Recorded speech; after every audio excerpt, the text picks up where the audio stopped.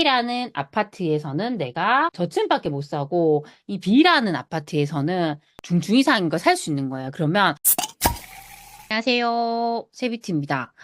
오늘 제가 드릴 이야기는요. 우리가 저층 아파트를 사도 되는지에 대한 고민을 많이 하시잖아요. 최근에 저한테도 그런 질문을 주셨습니다. 그래서 저도 예전에 아파트를 살 때 정말 저층을 사도 될까 그런 고민을 정말 많이 했었습니다. 그래서 그 부분에 대한 좀 제 이야기를 좀 들려드리도록 하겠습니다. 일단은 이 이야기를 드리기 앞서서요. 정말 저층 아파트는 오르지 않는지 아니면 어떤 격차가 있긴 하지만 저층도 오르는지를 제가 실제로 거래가 된 가격을 가지고 좀 말씀을 드리도록 하겠습니다. 제가 지금 봤던 아파트 같은 경우는요. 용인에 있는 거의 대장급 아파트를 할 수 있는 여기 성복역 롯데캐슬이라는 아파트가 있습니다. 네, 그 아파트의 이제 가격을 제가 좀 확인을 해봤습니다. 여기에 있는 1층인데요. 2019년도에 이 1층이 얼마였냐면요. 6억 9천이었어요. 근데 2023년 2월경에 거래가 된 가격이 있습니다. 그게 얼마냐면요. 9억 5천입니다. 그러니까 올랐다는 거죠. 거의 요 기간 동안 얘가 2억 5천 정도 올랐죠.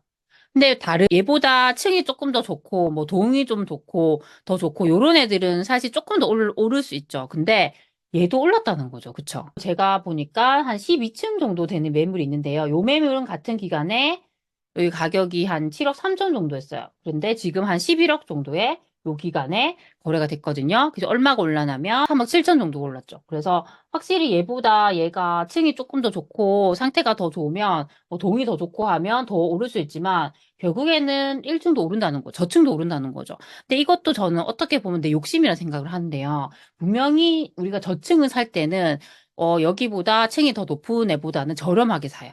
확실히 좀 매물도 저렴하게 나오거든요. 그러면 나는 저렴하게 샀잖아요. 그러면 내가 층이 더 좋은 애보다 더 오른다 할지라도 일단 내가 샀던 가격보다 오르면 되잖아요. 그쵸? 저는 그런 측면으로 생각을 한다면 저층도 충분히 해볼 수 있다고 생각합니다. 만약에 A라는 아파트가 있고요. 이렇게 B라는 아파트가 있어요. 근데 A가 B보다 아파트가 더 선호하고 수요도 많고 좋은 아파트예요.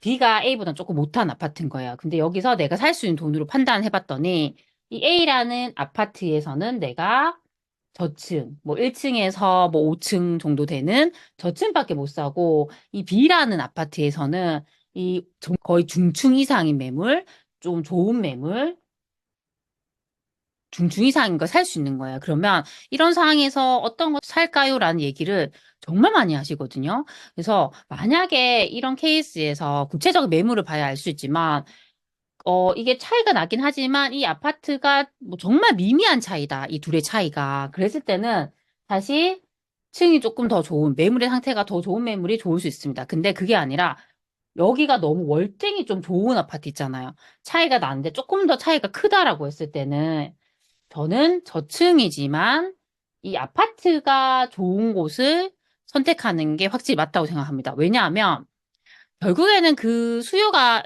확실히 이렇게 들어와줘야지 그 아파트의 가격이 상승하게 되는데요. 사람들은, 나 이 아파트에 살고 싶어라는 생각을 하고 그 아파트를 먼저 보게 되거든요. 그 아파트의 매물을 보는 게 아니라 처음에는, 나 저 아파트에 살고 싶어라는 그 아파트를 보게 되죠. 그쵸? 그래서 그 선호하는 아파트가 확실히 많이 오르게 됩니다. 그러면 뭐 여기에 있는 좋은 층, 좋은 동만 오르는 것이 아니라 저층이라 할지라도 따라서 오르게 되겠죠. 그 격차는 있을지언정 결국에는 같이 오르게 됩니다. 그쵸? 그래서 이렇게 조금 우리가 좀 판단을 하시면 좋을 것 같습니다. 그리고 약간 여기서 하나 또 추가해서 말씀을 드리면, 어떤 곳들은 뭐 이렇게 한강 뷰가 보인다던가 뭔가 월등한 뷰가 있어요. 그래서 이 앞동에 있는 그 매물들이 프리미엄을 얻는 경우도 있습니다. 그럴 때 또 고민하죠. 내가 이 아파트에 한강 뷰가 보이는 앞동을 못 산다고 하면 내가 이 아파트를 사면 안 되는 것인가라고 판단하잖아요. 저는 또 그게 아니라 생각합니다. 왜냐하면 그 한강 뷰가 보이는 그 동만 오르는 게 아니라요. 그 아파트가 오르면 나머지 다 오르게 되죠. 결국에는 격차는 있겠죠. 그 선호도에 있어서 그 한강 뷰가 보이는 그 라인이 사람들이 더 좋아하겠지만 거기만 오르는 게 아니라 결국 오를 때는 다른 곳들도 다른 매물들, 뭐 뒷동도 오르고 뭐 저층도 오르고 다 같이 오를 수 있기 때문에 저는 그 아파트를 보고 판단하는 게 정말 더 중요하다고 좀 말씀을 드리고 싶습니다. 그럼 만약에 우리가 이제 저층을 사야 되는 거예요. 내 돈이 저층을 살 수밖에 없는 그 돈인 거예요. 그러면 조금 팁을 좀 드리고 싶습니다. 어떤 팁이냐면 저층을 살 때도 잘못 사면 안 돼요. 정말 정말 이상한 저층을 사면 안 되기 때문에 제가 좀 더 좋은 저층을 살 수 있는 팁을 좀 드리려고 합니다. 일단 첫 번째로 정말 중요한 부분은요.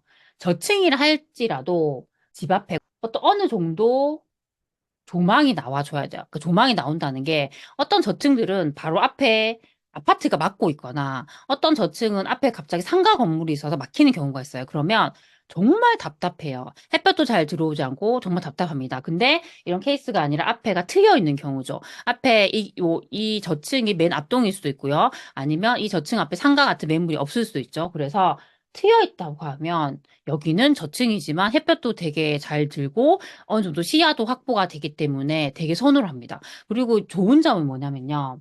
요즘에는 웬만한 새 아파트는요, 그 1층에 차가 안 다니죠. 차가 안 다니고 여기다가 그런 정원이나 이런 것들을 너무너무 잘 해놨어요. 그러면 내가 저층이면요, 그런 정원을 매일 볼 수 있어요. 너무너무 잘 되기 때문에 그런 정원을 매일 볼 수 있고요. 만약에 내 집 앞에 뭐 벚꽃나무가 있다고 하면 요즘 같은 시기에는 그냥 벚꽃을 매일매일 볼 수 있습니다. 따로 그냥 벚꽃을 보러 가지 않아도 되는 거죠.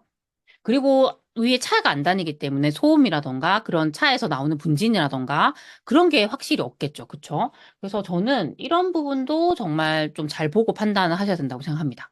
그리고 두 번째는요. 아무래도 그런 보안에 대한 거 걱정 많이 하실 거예요. 걱정은 되시겠지만 일단 이런 부분도 해결할 수 있는 게 있죠.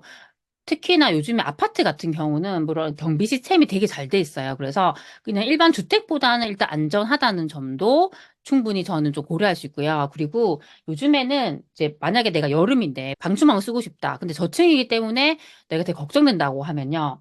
또 이런 게 있죠. 안전 방충망. 그러니까 요거는 설치를 할 수 있는데 밖에서 열 수가 없어요. 안에서도 요걸 열려고 하면 해제를 하고 열어야 되거든요. 그만큼 되게 안전한데 대신에 비용이 조금 더 발생하겠죠. 근데 저층에 사는 분들은 이런 것도 많이 하더라고요. 그렇죠? 그래서 충분히 할 수 있다라고 볼 수 있습니다. 그래서 첫 번째는 저는 되게 이거는 편리한 점이라고 할 수 있죠. 뭐냐면 이 엘리베이터에 대한 부분인데 저는 사실 엘리베이터 타는 걸 정말 싫어하거든요. 그런데 제가 예전에 살던 곳에 제가 몇 층에 살았냐면 지금 25층에 살았거든요. 근데 거기가 엘리베이터가 한 대밖에 없었어요. 그러면 이게 출퇴근 시간 난리가 나는 거예요. 계속 기다려야 되고 아니면 애들과 학교 빨리 가야 되는데 엘리베이터가 내려가서 올라올 생각도 안 하고 막 이런 사태가 발생하는 거죠. 그쵸? 그래서 그런 경우에 너무 불편하죠. 근데 저층에 살면 엘리베이터 이용 안 해도 되죠. 급하면 그냥 계단으로 왔다 갔다 해도 되고 또 운동도 되고 너무 좋잖아요. 그쵸? 그래서 저는 이런 부분도 충분히 좋다고 생각합니다. 그리고 네 번째는 저층 아파트를 선택할 때 조금 피해야 되는 곳이 있다고 하면 어떤 것이냐면 일단 큰 도로를 끼고 있는 곳은 피해야 돼요. 아무래도 그렇게 되면 이게 고층보다는 저층의 그런 소음이나 분진이나 먼지나 이런 것들이 많이 발생하겠죠. 그쵸? 그래서 창문을 열 수도 없고 너무 불편한 점이 있습니다. 그래서 만약에 이런 곳이라 했을 때는 또 저층은 피하는 게 좋겠죠. 그렇죠. 그래서 이런 것들도 주변의 상황들을 좀 잘 살펴보면서 결정을 하셨으면 좋겠습니다.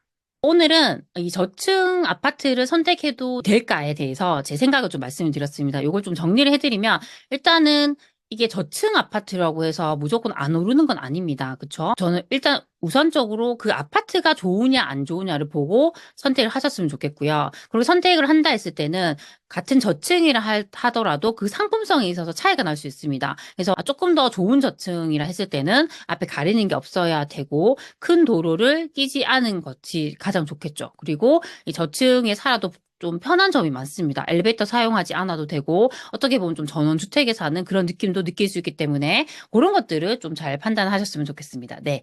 오늘 제가 말씀드린 내용들이 소치님들에게 조금이라도 도움이 되셨으면 좋겠습니다. 그럼 우리 다음 시간에 만나요. 안녕.